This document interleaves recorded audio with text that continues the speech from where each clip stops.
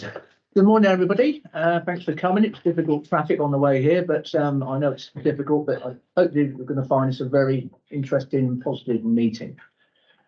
Right, apologies, Katie. Councillors Carr and Fuller.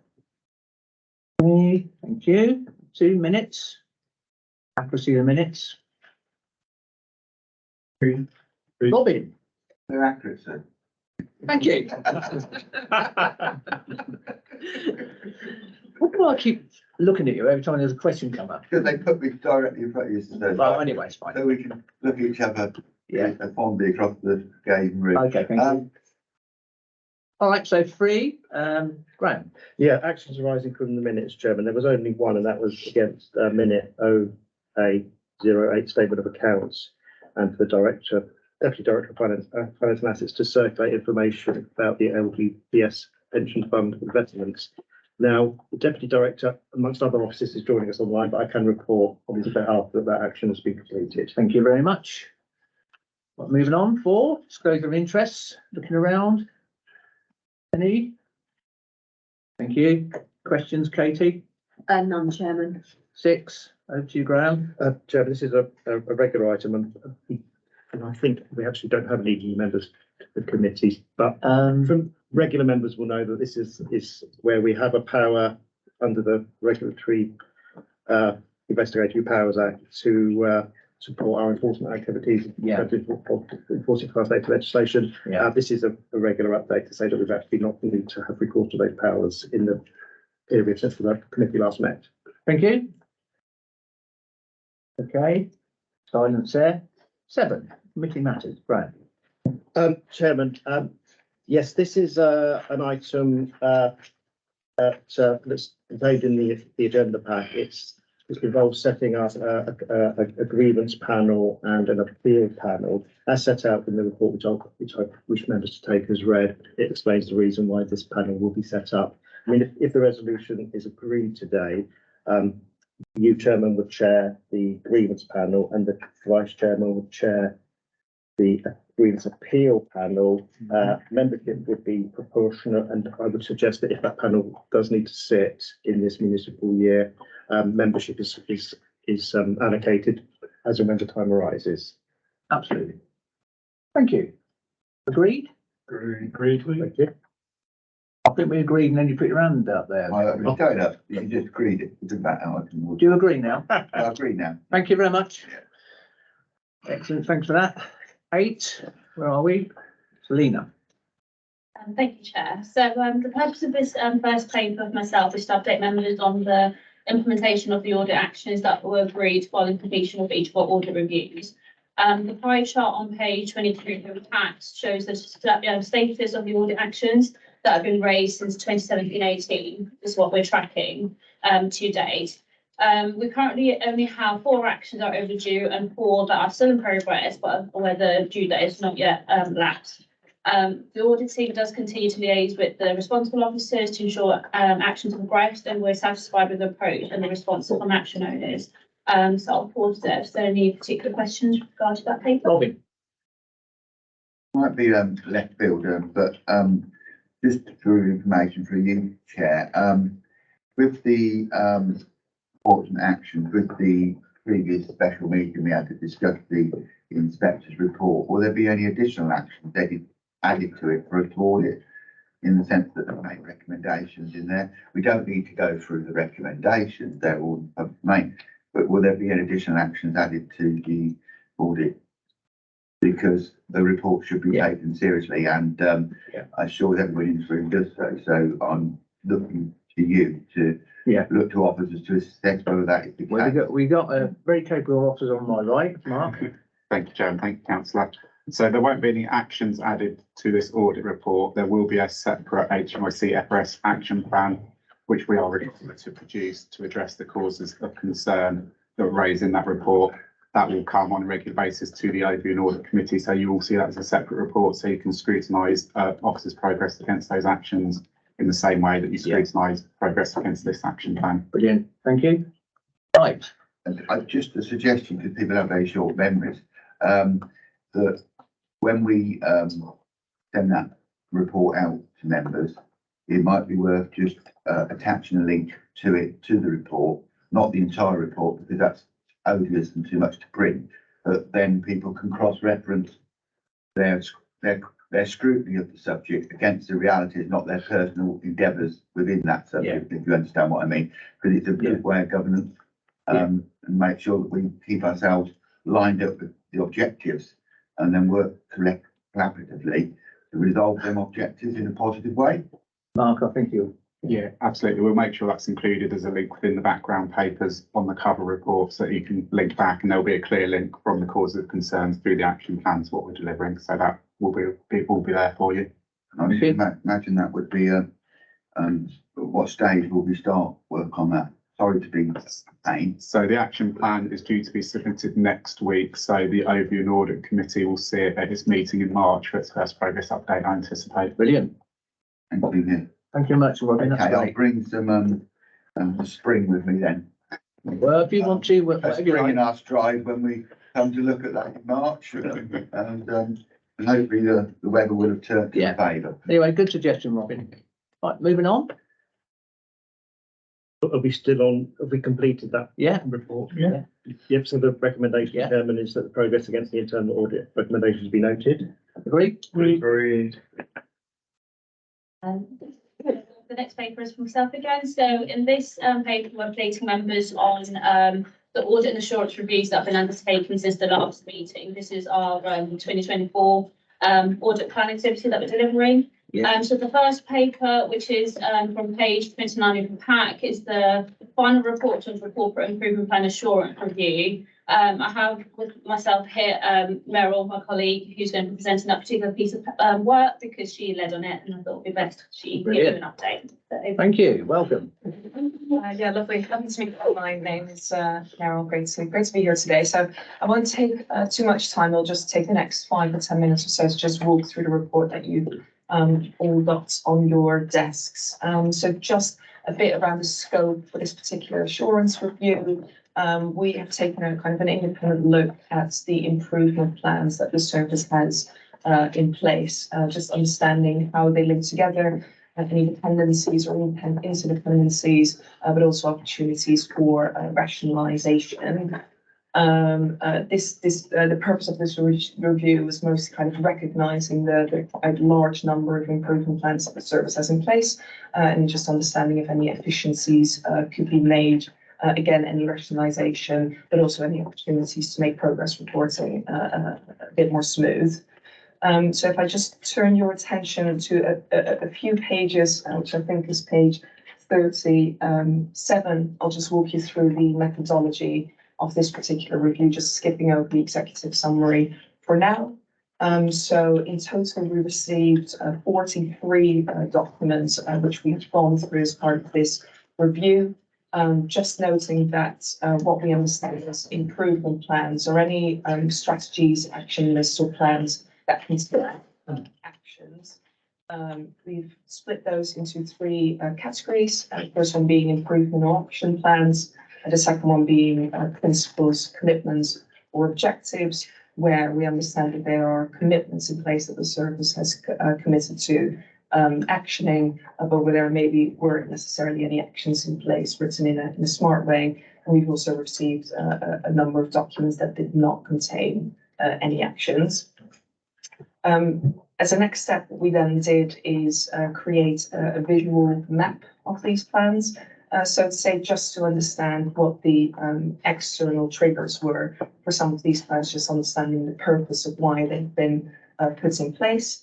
Again, any interdependencies or dependencies between these plans that we needed to be aware of, and also any documents that are requested as part of the HMI inspection. So again, I won't go through these in detail, but in key, you can see how these all link together.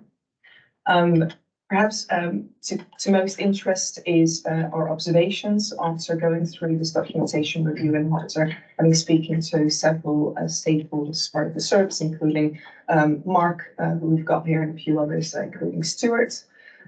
In terms of our main observations, and apologies, I'll just flick to the executive summary, which you can see at the beginning of this pack.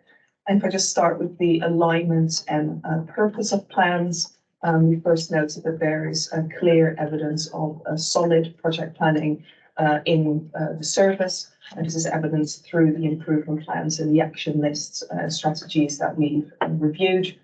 We do, however, note that there are different terms that are currently being used in the service, potentially leading to some confusion as to what is an improvement plan versus what is a strategy. So again, really the objective of the plan, perhaps clarifying that a bit more. And just moving on to progress tracking, which is the second bucket you can see on that slide. When we went through these improvement plans, we noted that some of the actions contain very clear RAC statuses, current progress to date. However, we also know that some of the improvement plans do not contain that granular level of detail, which can obviously make it sometimes tricky to report on progress. When looking at those RAC ratings, we also note that different colours were occasionally being used between again, kind of making that consistency potentially difficult to read. So I know that the team have committed to using the same colour moving forward. And we further recommend, kind of clarifying the reporting requirements for some of these plans moving forward, ensuring that that is consistent for all of the plans in place. We've further done a review of the governance arrangements that are in place for these plans, which again has been reflected in the report. One of the recommendations we've given the team is just reviewing these governance arrangements, which we can see in the bubbles further into the report, and just assessing whether these plans are required to go through the different boards or whether further rationalisation is possible.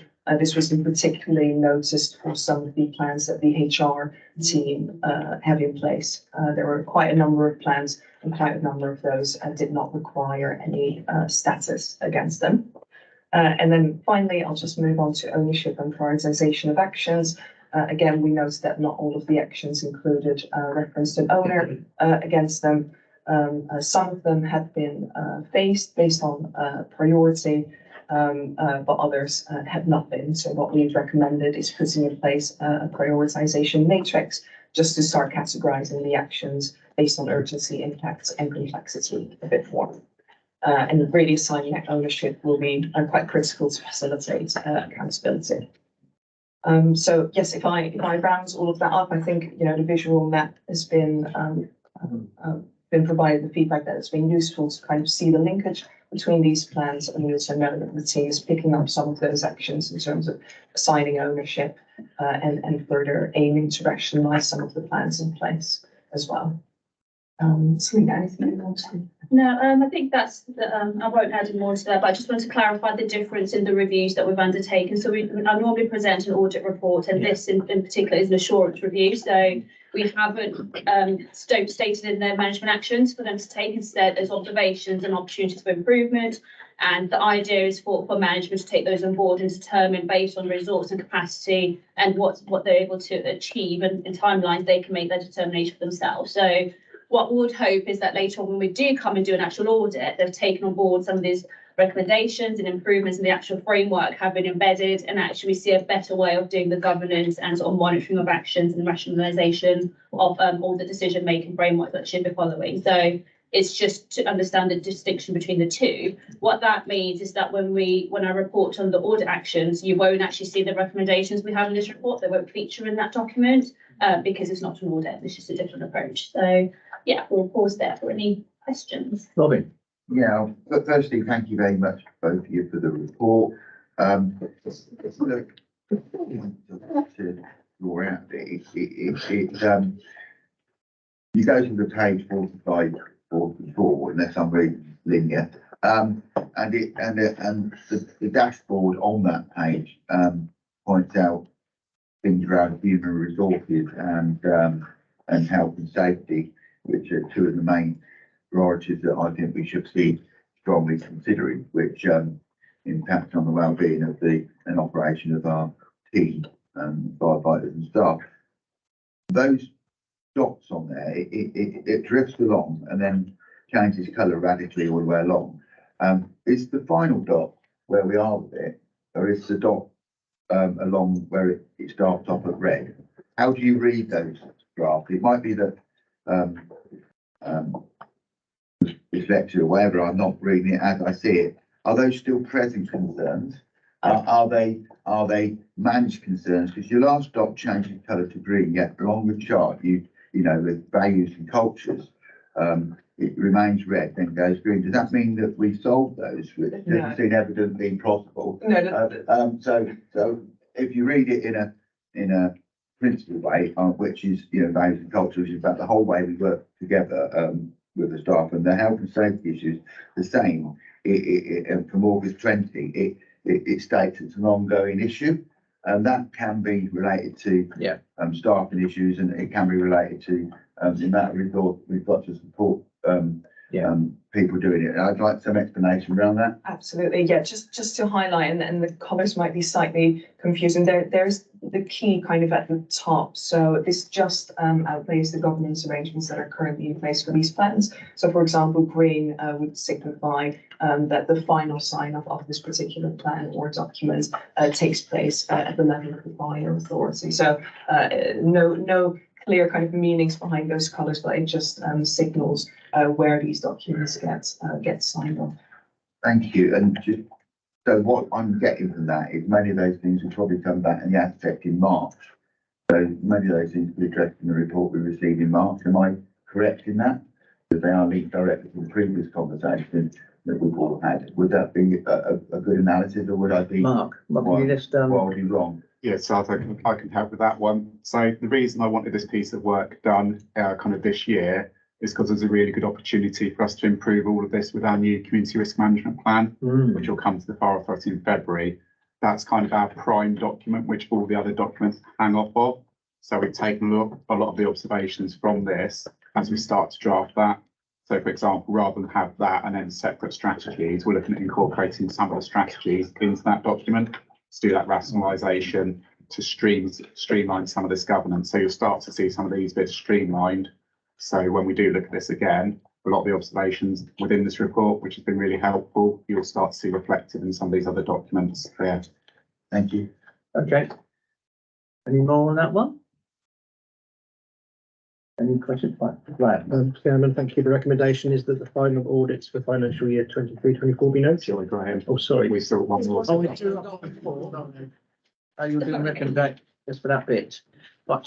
No, we're still on this one. Yeah, absolutely. Yeah, sorry, so we just move on to page 59 of your pack. So that's the partnership working audit, which was undertaken in +2. First, I'd like to apologise on the note. There's a comment in there that is still appearing in the document, and that's just attached to the wrong version. There's no material reference to this. So I'll double check any differences next time. So in this particular report, we've raised 3 findings, and these are set out for you in table 2, which is from page 66 of the report. So the overall opinion is reasonable. We haven't found anything that's high risk or cause of concern to raise on that. The findings raised relate to partnership agreements being in place and maintaining a central repository for all those agreements as well. Second finding is with regard to the completeness of the partnership register that we've got, so making sure that's up to date and actually reflects what's operational at the point in time. And then lastly, the finding number 3 is regarding the partnership governance. Again, this is to making sure that it's up to date, they're up to date with what's going on from the partnership working, and having a clear determination of how frequent those meetings should be held, and taking a view on the effectiveness of the partnership arrangements as well that we've got.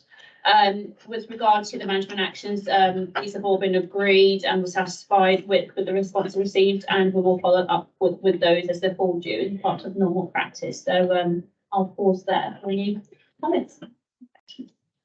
Robin. Yeah, thank you for the report. Page 69, and your ratings, and always attracted by colours, which is great for people like me. And and at the bottom of page 69, it goes into immediate actions required, and you sort of got a statement, those general significant compliance basis controls or whatever. What does that mean? Does it mean that there are no immediate actions required, or does it mean that those actions have been dealt with somewhere else in the report? Just for clarity, it's not criticism you report, it's just when reading the report, you kindly highlight that for us, so we should mention it to assure that we are actually scrutinising the governance of the budget. Yeah, so on page 69, what we've got here is the definitions of what our assurance opinions mean. So for this particular report, we've given it a reasonable assurance, and that's meaning that we haven't got any massive concerns. So generally, the system of internal control is adequate, and we're satisfied, though there are some instances of non-compliance and where improvements required. At the point where we say there's no assurance, if we were to ever raise a report saying that, which we haven't done for the fire authority, we would expect sort of immediate action. So actually, by the time the committee sees such a report, action should have been done, because we're alerting to high risk, key concerns that need to be addressed by management ASAP. So that's sort of just defining what that means. In terms of the findings themselves, they then follow a different RAG rating. So they've got a high, medium and low rating. And so from an audit perspective, it's always going to be subjective where it's going to lie within those assurance opinions. But an aggregate view across what we raise as a finding then determines where you're going to sit within those assurance opinions. So that's just what that means. Thank you. Yes. Right, any other questions? Graham? As previously advertised, the recommendation is on page 27 that the final audit report for financial year 23-24 be noted. Agreed. Thank you. Moving on. Thank you. It's my last paper. I know, you did very well, you did very well. Okay, so in this paper, I'm updating members on the progress for delivering the annual internal audit plan since the last meeting. So on page 77 shows the full list of the activity that we agreed to deliver that was approved by this committee for this financial year. To date, we've completed 2 of those reviews, which were just presented in the previous paper. And we have currently in progress the core financial controls and then the medium-term financial plan assurance review that are also in progress. We anticipate those to be completed this month. For December, we've agreed to commence the contract management and fire management audit, and just take into account Christmas, anticipate that to be completed by January. So yeah, I'll pause there for comments. Robin? I am reassured that Christmas will be completed by January. I'd like to say that's a very positive statement, and I think that follows in line with annual Oh, no. affairs, and I think we should congratulate the team for recognising that Christmas will be completed by January. I am really pleased to hear that, and I think we can all be rest assured that that is a considerable achievement. Thank you. Thank you. Do you have a question? Graham? Thank you, Chairman. Recommendation on page 75 that progress on the annual internal audit plan be noted. Agreed. Thank you. Moving on to number 9. Mark? Thank you, Chairman. So this paper presents updates to the financial instructions. Financial instructions are part of our kind of core financial control framework. They're our main document we use to work to internally, just to make sure everything is run in line with best practice and legislation. It's good practice to update these relatively frequently. This just presents a list of minor updates, summarising the executive summary, most of them presentational, and just up to reflect the more modern way in which we work with some of the updates to systems, replacing hard copy documents and wet signatures, etc. There's lots there, but I'm happy to take any questions members may have. Robin? When we're modelling this, we've got a chart on 109 showing the 5.163, and it shows the levels of limits of finances and above. At the bottom of the chart 6, it lifts the higher limit. Can I, so I understand it more fluidly, what does that actually mean? Does it mean they are the risks that we do in expenditure, or are they setting upper and lower limits and there's a decision basis around where they would go? because they are proportions of money, and we should ask you where they go, what they do. Not saying there's anything wrong with the report, it's just an analysis of how that, again, drawn it to our attention, thankfully. Just a little explanation around that, if possible, please. Yeah, no, certainly happy to provide that clarity, councillor. So this reflects how we work within the system when we raise purchase orders and requisitions. So it'll be raised by an individual. It will then go to a second person for approval. Depending on the amount that purchase order is for, will determine who it goes through and what levels. So most cost centre managers will have around about £5,000 or £10,000 they can approve up to. We will have some invoices that are much larger than that, as you'll see. So anything above £150,000 will come to myself for approval, for example. You'll also be aware we've got environment limits if we're moving budget around. So anything of that level would have to come up to a committee anyway for approval if it's a change of policy, if it's a regular payment. So, for example, the Thames Valley Fire Control Room costs about £800,000 a year. So that invoice will come to me just for double checking and sign off. So it's just to make sure the appropriate controls in the appropriate places, the right managers at the right level. Any other questions? Okay, Graham. Thank you, Chairman. Recommendation on page 79 that the updated financial instructions be noted. Agreed. Number 10. We've got Andrew Clinton, right? Here we go, Andrew. Welcome again. We met before, so thank you. We've got two reports that are attached to item 10. Just to explain what they are, first of all. So there's the audit results report, which is the report that we write for those charged with governance, the committee and for management, which is one that we previously presented to you and is updated, and I'll come back to that in a minute. The second one is and it's a slightly similar name, so the auditor's annual report. That is the public-facing report that we write that summarises the work we've done during the course of the year. Clearly, there is a degree of overlap between the two reports, but it does also include the commentary on the value for money work that we do.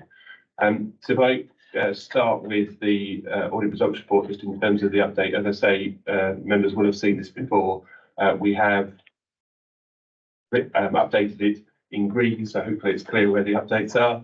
But just to start on page, I think it's 136 of your packs, the status. So pleased to say that we are, as it said there, substantially complete, subject to the items which we completed at the meeting today.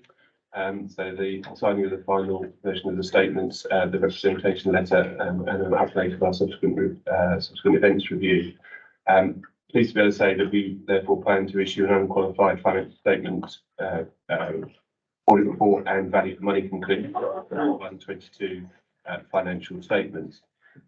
There are two main updates since we presented this report to you last, which relate to the property valuations and pension work, which have resulted in differences which are laid out in section 4 of the report.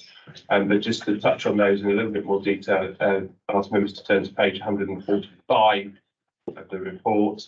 And this is an update on the work that we previously discussed with you. So you will recall that we had identified a number of differences in relation, or potential differences in relation to the valuation of land and buildings. And please say we've been able to resolve those. So on the first one there, the leased land and buildings, we've completed our work there, and management have updated the asset valuations, resulted in about 2.6 million increase in the balance sheet value of those particular assets.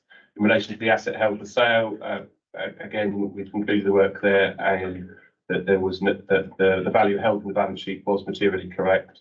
And then finally, there was some outstanding work in relation to some of the land valuation, where the valuers, where the authorities valuers have been unable to substantiate the valuation process that they've been through.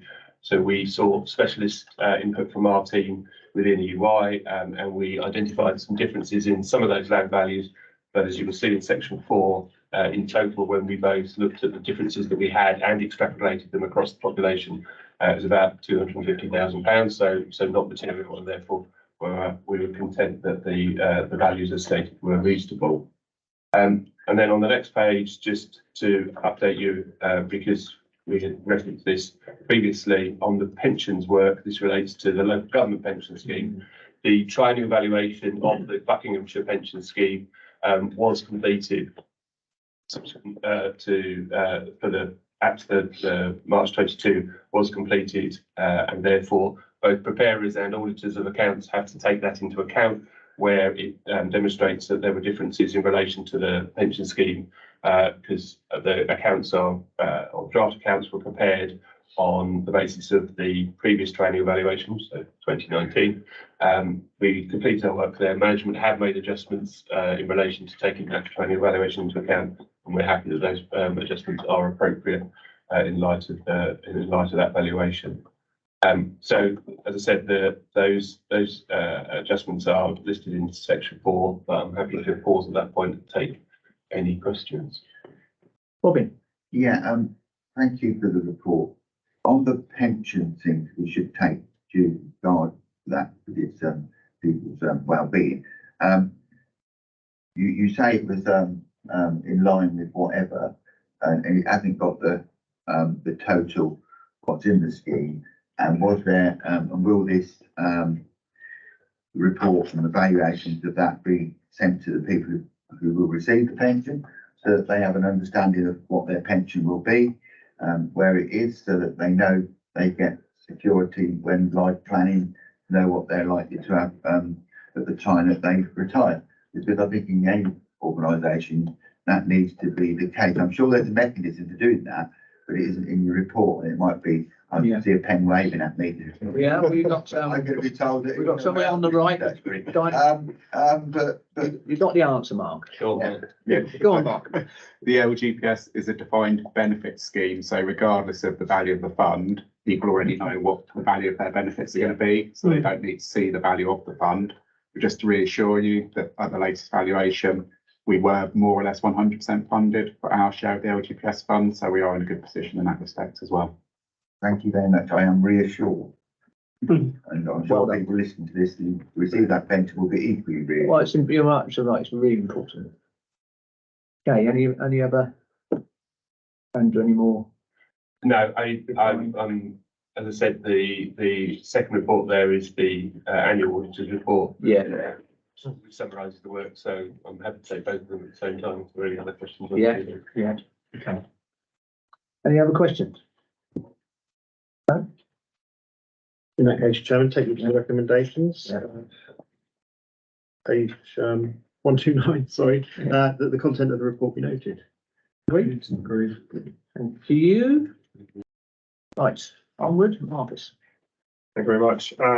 Good morning, members and officers. You will notice in front of you, there's a revised version of appendix, also item 11. So just at the top of your, yeah, that one, yes. So within that, we've just made some slight amendments following a conversation with our auditors yesterday to the pack, and they can be highlighted in grey in that document. So the changes were made to section A5, which was us including a detailed explanation as to why management hasn't adjusted the identified audit differences, which Andrew's mentioned previously, around 255k, and as these were immaterial to the accounts as a whole. Section B4 and C2 has seen a slight amendment as well, and we've also added in an appendix which covers and outlines all of the audit differences related to A5. The letter of management representation is a legislative requirement and is self-explanatory paper. The information contained in this document contributes towards the auditors being able to give their final audit opinion as to whether the financial statements give a true and fair view of the authority's financial position. This letter is to be signed off by the Director of Finance and Assets, Mark Hemming, and also the Chair of the Overview and Audit Committee, Councillor Carroll, following today's meeting. Thank you, and happy to take any questions on that. Any questions? None. Anyone? Okay. Yes, so the recommendation, Chairman, is at 199, but the letter of representation being referred to is obviously the latest circuit. With that caveat, the recommendation is that the letter of representation be approved for signature by the Chief Finance Officer and the Chairman of the Overview and Audit Committee. Okay, thank you very much. Right, Marcus. This is the big one, finally get this one signed off. So in front of you, you'll see the statement of accounts for year ended 31st of March 2022. And there's also a separate page of page 59, which had slight amendments to a couple of the tables in there, and that's also in front of you. Minor changes to some of the total.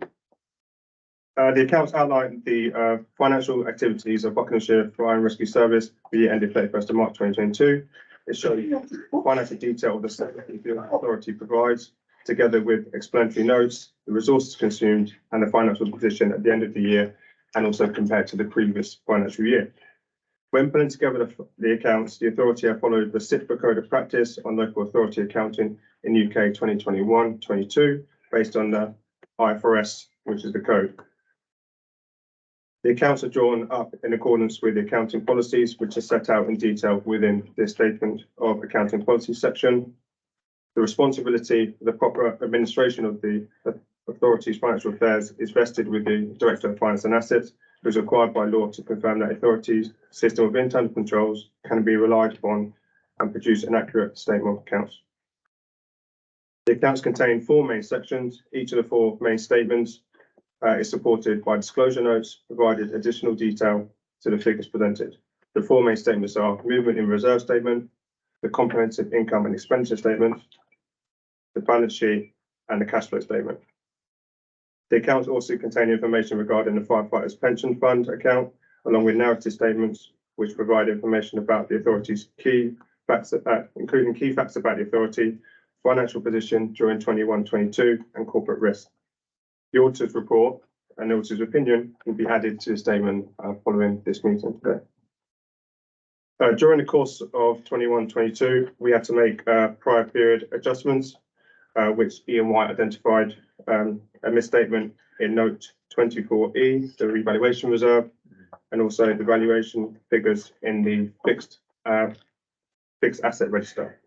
The misstatement was corrected by management and has been updated accordingly, and this can be seen in note 30 of the statement. I will now take you through one of the 4 main statements, which is the balance sheet, which can be seen in your packs on which page it is, page 39 of the actual statement of accounts, and I'll briefly explain some of the movements in there. That's page 246 of your packs. Yes, thanks, Mark. Non-current assets has been seen a 9.7 increase in the total of non-current assets compared to the previous year, and the reason for this is the land and buildings valuation of all properties have increased on an independent valuation and the market position at the time. Leased land and buildings was revalued and saw an increase, which also contributes towards the overall increase. Further breakdown can be located under note 11 of the statement. The current assets, there is a 21% overall increase in the current assets compared to the previous year. The most notable difference is the short-term investments and the cash and cash equivalents increasing by 2.5 million. And also we've shown assets held for sale separately in the accounts under short-term debtors, which has increased by 7.5 million. A further breakdown can be seen on note 11A, also note 14 right through to 17. Current liabilities, there's been a 40% overall increase in the current liabilities compared to previous years. The main reason for the difference is the short-term borrowing also includes a PWLB loan, which is due to mature within 1 year.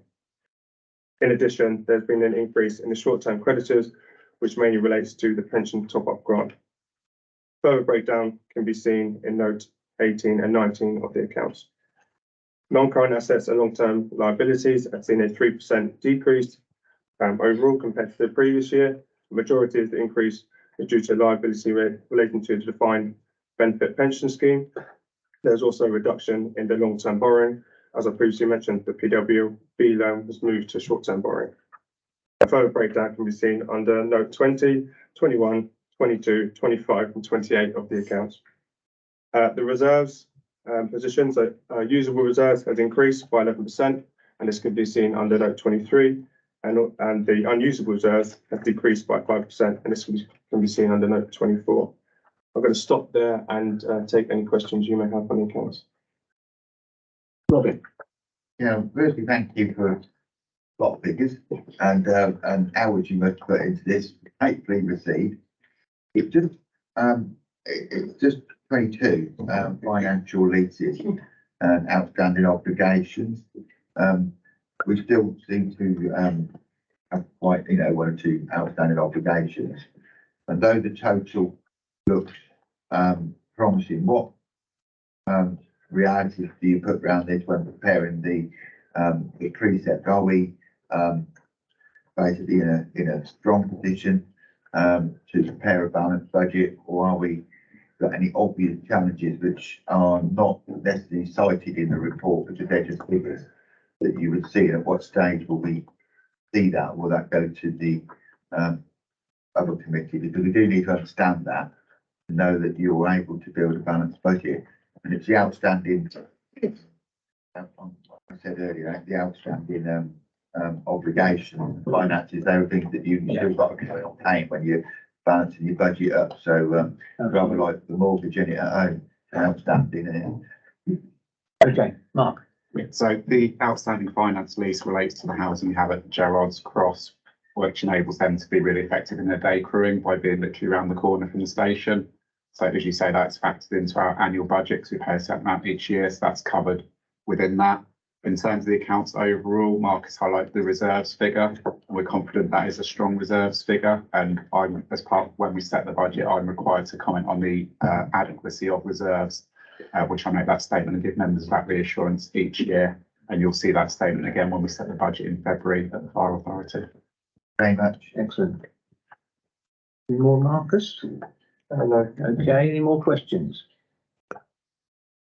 Thank you, Chairman. Recommendations are at page 207. First, that the matters raised by the external auditors be considered, and substantive recommendation that the statement of accounts for the financial year ended 31st March 2022 be approved, and that's with the updated page 59 for signing by the chairman of the Overview and Audit Committee.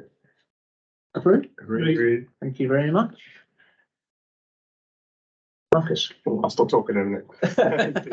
You're doing very well.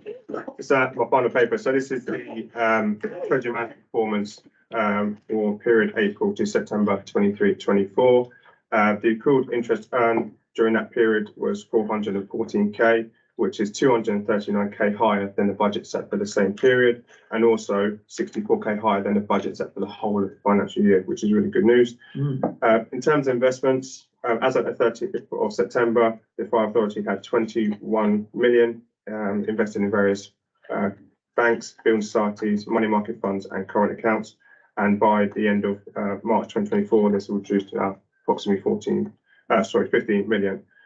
As you can see from the investment chart, we have deals maturing on a frequent basis to ensure we're able to meet our short-term expenditure requirements. Moving on to borrowing, as mentioned in July's O&A meeting, officers took the decision to make an early repayment of a loan for 627,000. That was due to be repaid in 2056. This reduced our overall borrowing to 5.55 million, and this loan did not impact our revenue budget. The next loan is due to mature in March 2024, and that's for 1 million, and I've already set some funds aside to repay this when it's due.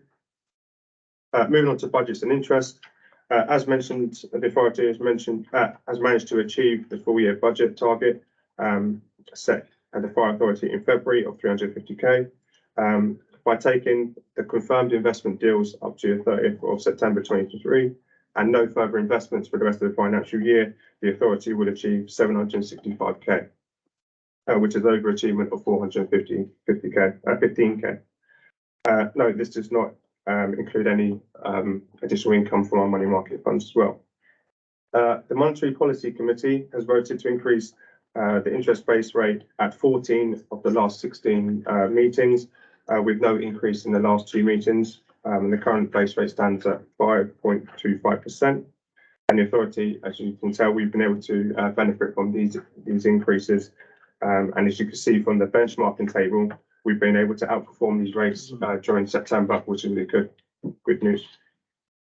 Finally, I will continue to monitor the cash flow position on a regular basis to ensure we're able to meet our short-term expenditure requirements and maintain adequate liquidity. Happy to take any questions on that. Any questions? Bill? Yeah, thank you, Chairman. Just going to page 299. Marcus, you mentioned the repayment of an early loan that was due to be repaid in 2056, some 30 odd year. When was this taken in? What was it for? That's a good question. Relative. Yeah. I think that predates Mark, I think Yeah, it also it does, predates me as well in terms of when it was taken out. So it's a long term. When it's 30 years early is unusual. It would have been taken out, it probably was a 50-year term deal. I imagine it would have been taken out to finance the capital programme at the time. Yeah. Because going back a number of years, we used to fund some of the capital programme through borrowing. Now we're in a position where we can fund it through revenue and capital receipts, so we don't plan any future borrowing at all. It just stood out that Yeah, something being repaid 30 year earlier. You wonder, what was it taken out for in the first place? Yeah. Yeah, it'd be interesting. Yeah, it is. There's no penalties on it. Yeah. Well, yeah, in terms of, because the interest rate has gone up, the penalty has actually turned into a premium, so we actually get Oh, you get we get a discount when we do it. So we are keeping other kind of loans under review. But as Marcus says, we've got to balance that requirement against our liquidity and cash flow requirement. Okay, it's interesting when I read it. Yeah, well done. I think that's, Robin? Yeah, well, thank you for explanation, Bill. We still don't know what we bought, but paid for, but I was going to say, but the only organisation in the country that hasn't got that answer. Just to ask a question, though our interest rates going up, inflation is stepping ahead of interest rates. So where we might congratulate ourselves that we're having a bit of more interest rate. What governance are we having around managing those inflationary costs, because they are present in everyday life and they're not probably present in your purchasing powers. Things that we purchased at one time would have been X and now they're Y. We can see that in the shrinking Mars bars, can't we? If we go to the counter, that they used to be very large. Bill will remember when they were the size of a lorry. But now they're the size of a small hamster. And I feel very deflated when I buy one. But that's a side question. But it is an important question, that how we measure inflation and against the increase, because if we aren't, it will bite us, won't it, at the end of the financial and the accounts that you're doing.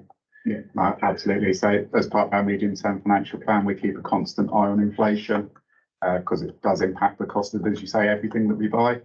And it has been kind of set to the CPI last year was 10.1%. This year, I think it's fallen to 6.7% in September. So we do have that pressure in terms of the cost of what we buy. The positive impact of that is that our grant funding we get from government is also linked to CPI.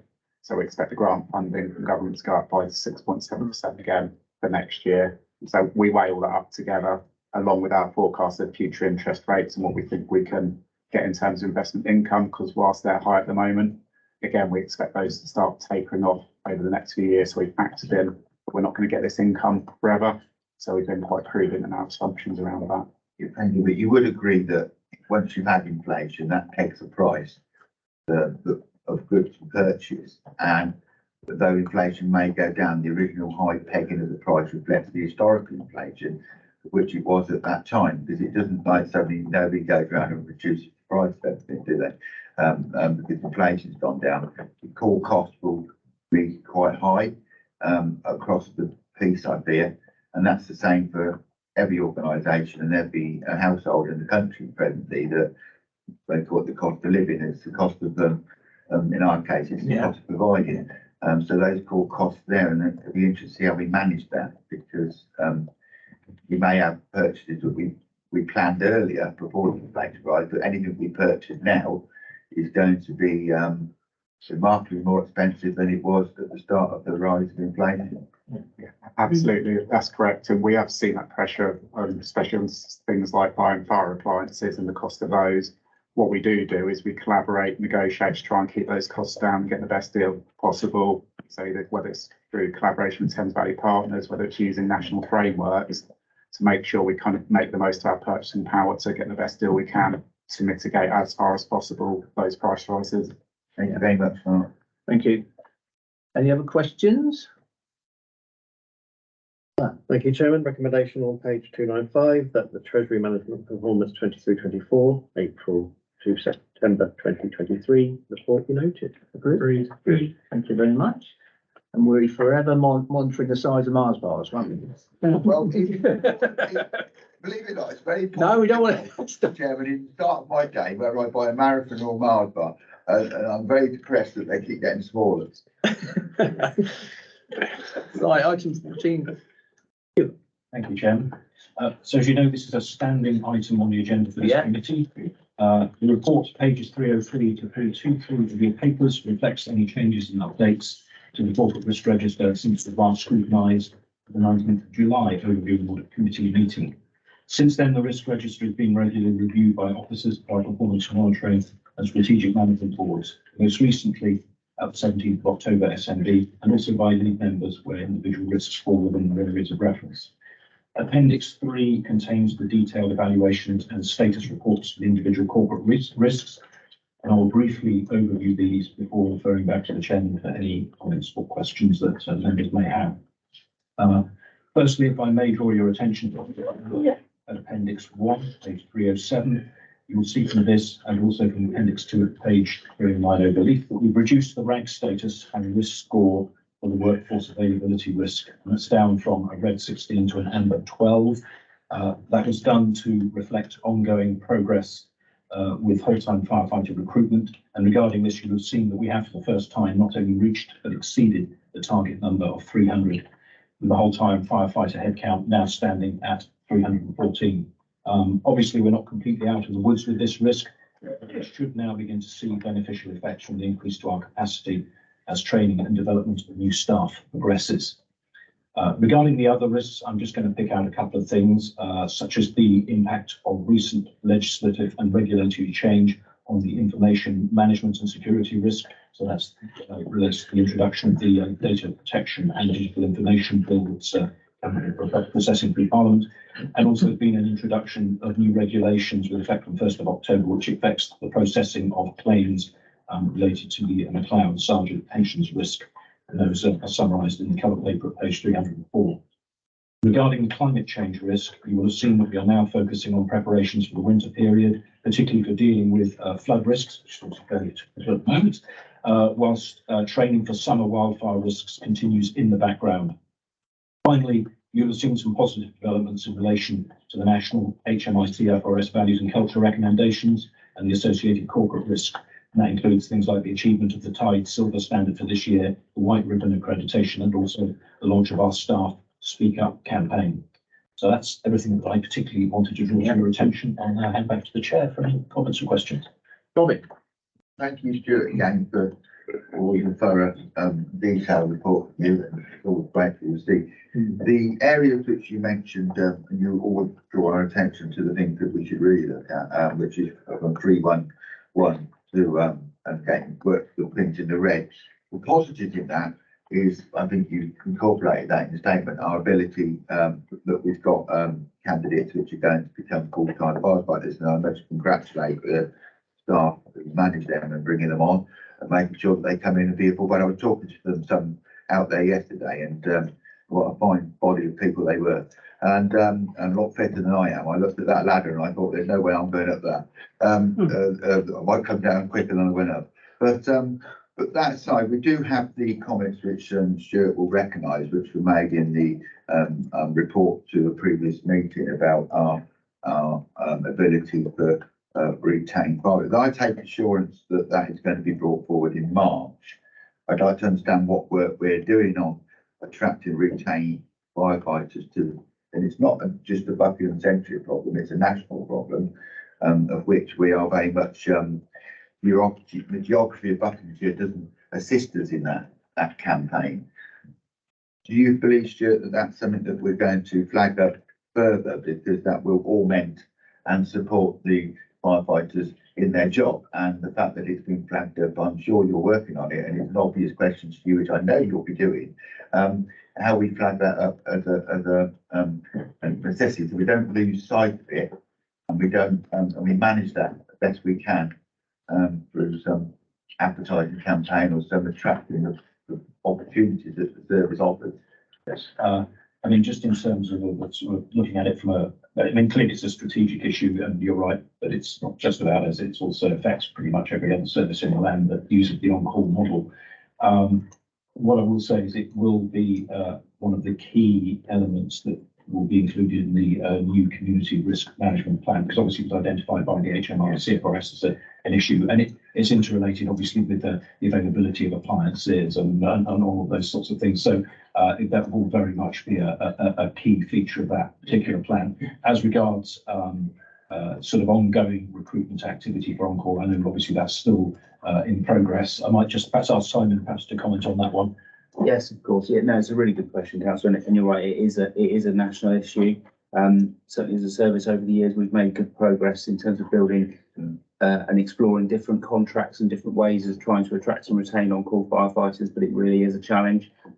We are recruiting actively, to try and recruit on-call firefighters, but it definitely will feature in our next CRMP as an issue that we need to perhaps just explore further and perhaps try more different things. The last thing that we ask you to do things and say, how are you doing that?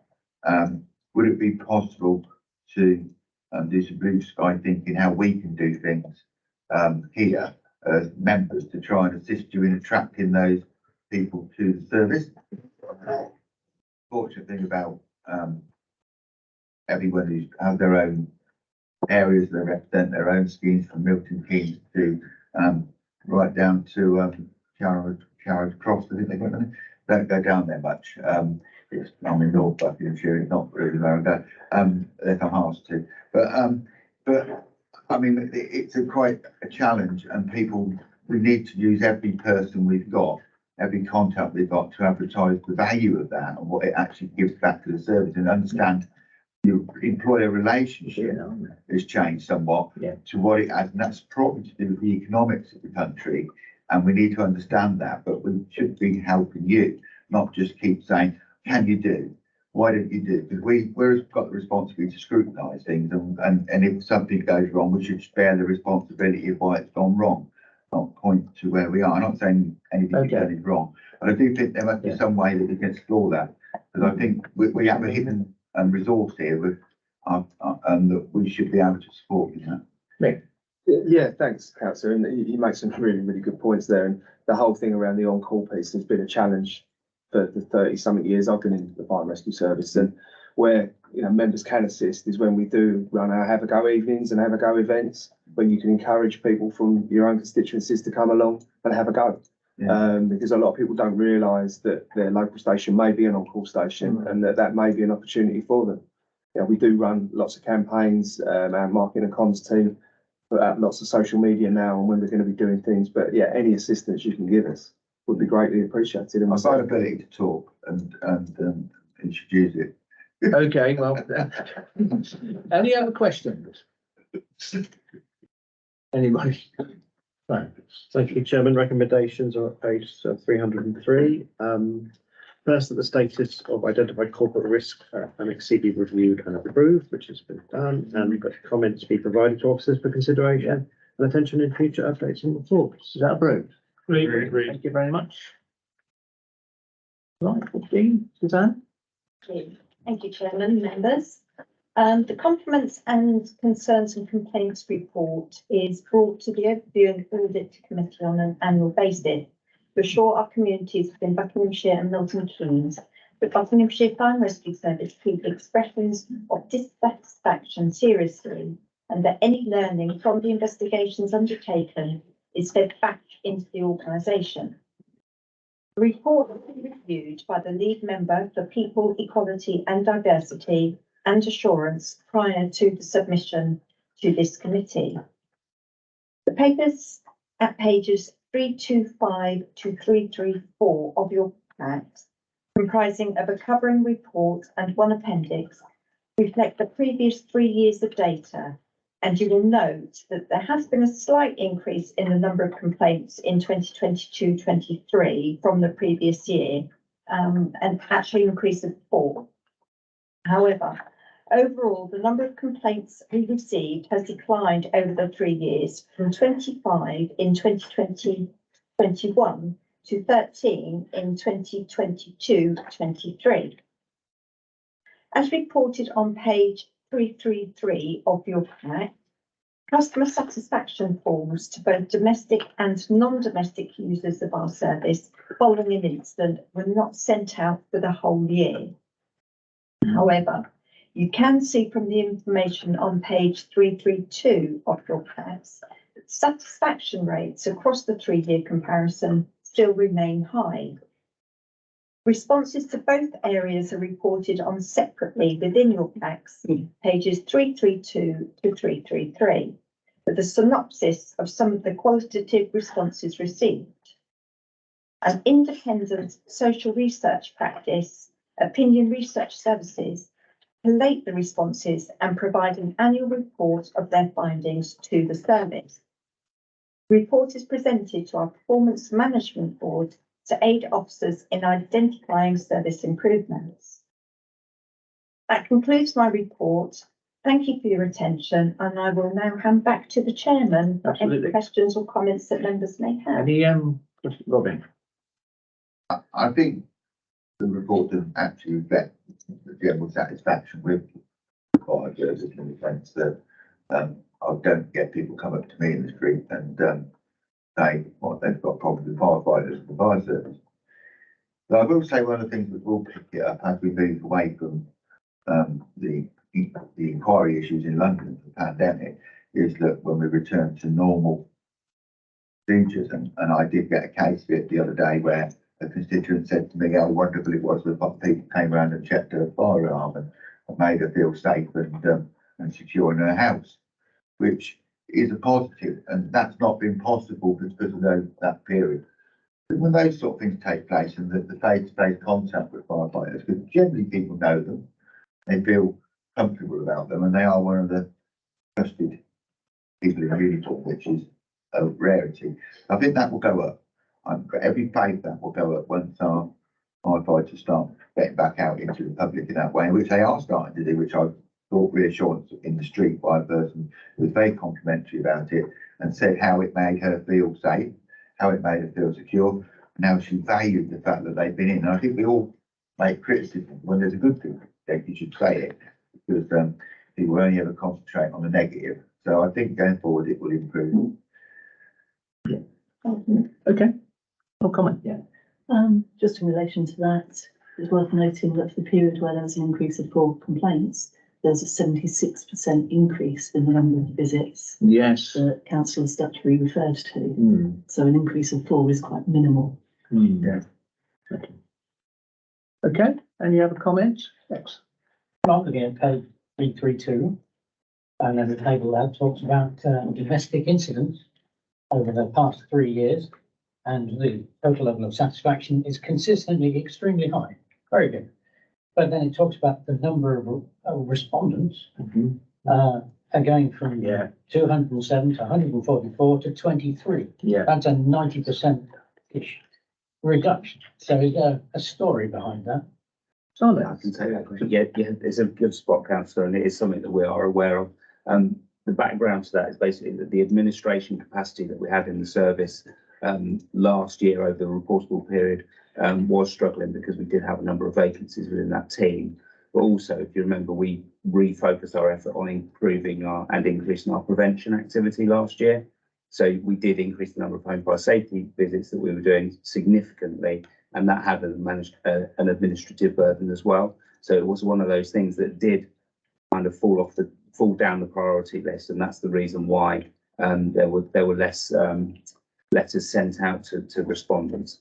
So since then, what we've had a look at this, and we've met with Opinion Research Services, and we've looked at what options we've got going forward. So we're looking at potential for them to provide a bit more of a service for us in terms of them sending out the survey, and also we're working internally with our Marcoms team to see if there's a bit more of a new approach that we could take towards this in the future in terms of how we measure customer satisfaction across a broader range of things than just the incidents in terms of prevention and protection, interactions with businesses and things like that. So we recognise that, yes, it did fall off the table a little bit last year because of other priorities, but it's probably an opportunity to look at it through a fresh pair of eyes. Thank you. Right. Any other questions? Doesn't seem to be going. Thank you, Chairman. Take members to the recommendation on page 325, which is that the report be noted. You agree? Agreed. Thank you very much. Right. Good morning all. As with previous year, I'm today presenting the annual performance monitoring report. This report is a basic overview of our response to incidents between April 22 and March 2023. While it may seem some time ago, this report does include the significant heat wave experienced in July and August 2022. It's also worth noting that most of the figures detailed within the report were also provided on a quarterly basis by the key performance monitoring report, in which a higher level of detail and commentary was provided for specific indicators. I'm aware there's quite a bit of information in the report, so I'm happy to take any questions. Any questions? Rob? Well, thank you firstly for pointing out, Craig, the report makes the heat wave and the shear pressure that servers was under during that period, and that is should. I think the climate change and whatever Stuart start factor that in now into our risk management around climate change and planning for that. Important that we do plan. That's not going to be the only time that we face those heat wave challenges, like we face specific rain problems in the winter where we used to have snow. This is part of the changing climate, how it is. We don't need to discuss why it's changing, we know it is.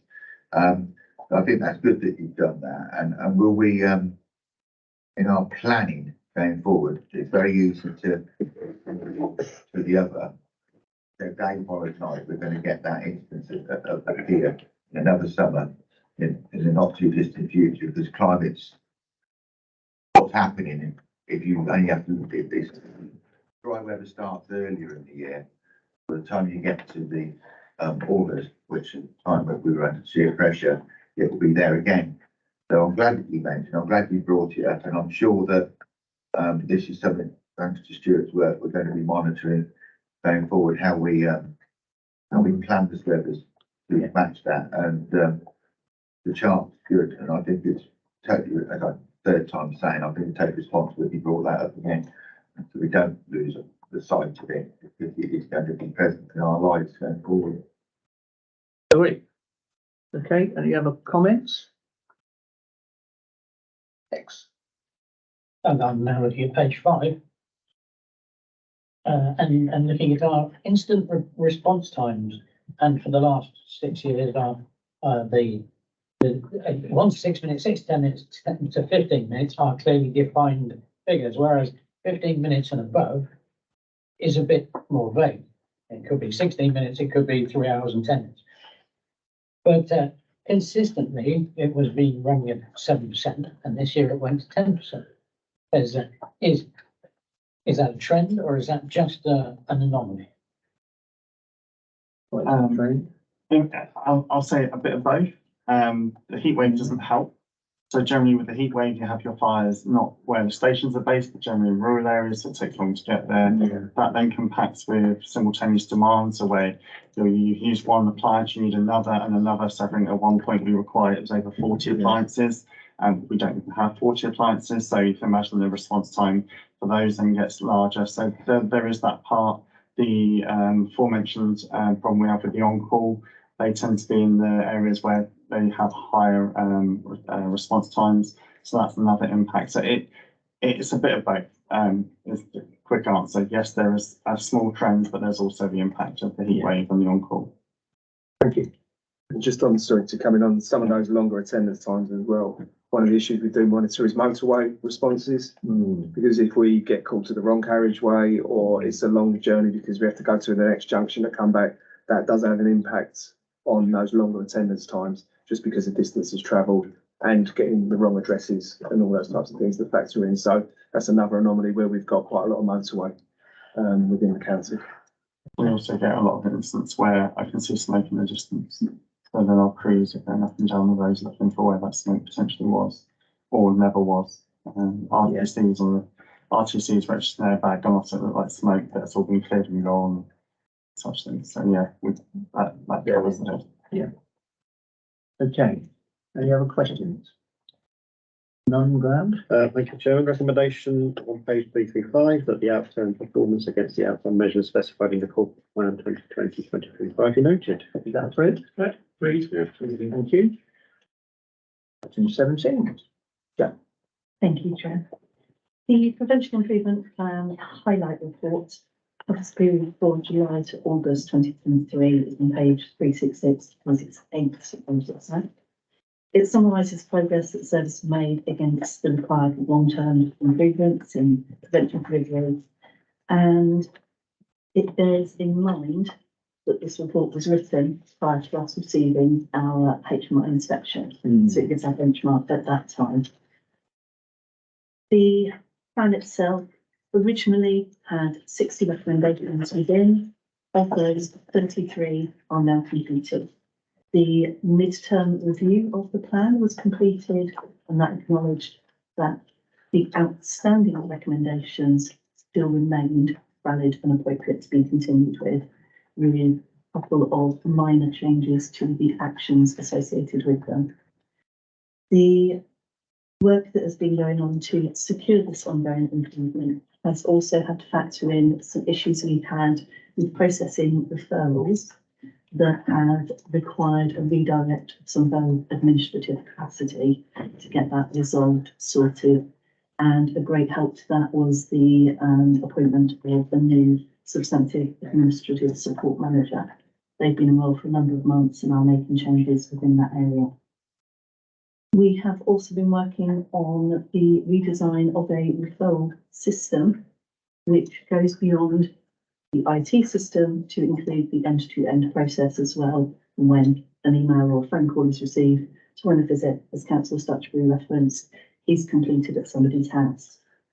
That work has been ongoing and factored in an external provider.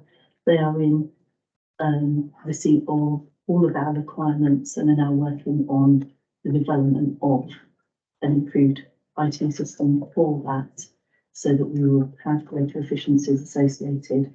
Once that has been delivered, that will actually address 8 of the outstanding recommendations within our improvement plan. So there are a lot of things tied up with that management system that will conclude at the same time. In terms of moving forward, that is an area that we're continuing to progress, and we are also working on some refinements towards our Fire Sense programme, engaging with the community and the quality assurance and evaluation of our processes. Are there any questions? Robin? Thank you very much for your report. So I'm back to here, we have a report which is negative. We have a constitution which is written. And I wonder whether our constitution doesn't actually reflect the necessity of governance and scrutiny. I think it's something that we should look at, because only being able to speak once in a meeting and ask one question, you may find that the next thing comes out is the important question, is the one you ask me. I wonder whether we ought to factor in our risk governance about our own actions as members, because if we have an issue and we can't discuss it in an open meeting and raise it, and then we can do it by correspondence, but things like this should be done in public. I think the constitution needs to be looked at, because I think it's limiting. It's not good for government scrutiny. It doesn't happen in other places, only this one. And the amount of questions you're asked and the limits of them are demonstrated. I think that's something we need to do. Our members' actions, how we act in scrutinising something, we should take some layer of responsibility about these things. We are sitting here not as passive observers. We should be part of the solution. So I'd like to see something about that, to see whether it matches and it's in line with good governance across the country, where we need to strengthen it up to enable us to play a more active role, not to criticise it, but to reinforce support. That's been noted. Thanks very much. Any other questions? Graham? Thank you, Chairman. Recommendation on page 361, that the prevention improvement highlight report July, August 2023, summarising the progress made against the measures required to secure long-term improvements to the prevention delivery in Buckinghamshire Fire and Rescue Service be noted. Thank you. 18, move forward plan. Seen that. Okay, 19, next meeting, 13th of March. Thank you very much for your attention. Thank you for the questions. Thanks so much for your support. Will you be bringing flowers in March, Chairman? The sort of photograph of your garden and you blooming there. I never plan too far ahead. I will be noting about